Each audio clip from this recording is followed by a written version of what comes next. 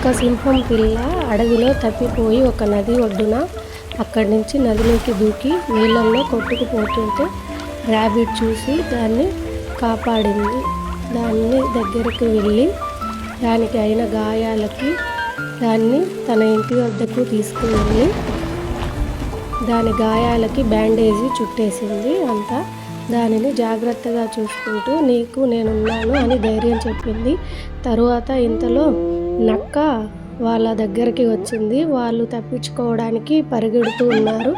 అప్పుడు ర్యాబిట్ని పట్టుకొని నక్క నేలకేసి కొడుతూ ఉంది. కొట్టడంతో ర్యాబిట్కి చాలా గాయాలయ్యాయి.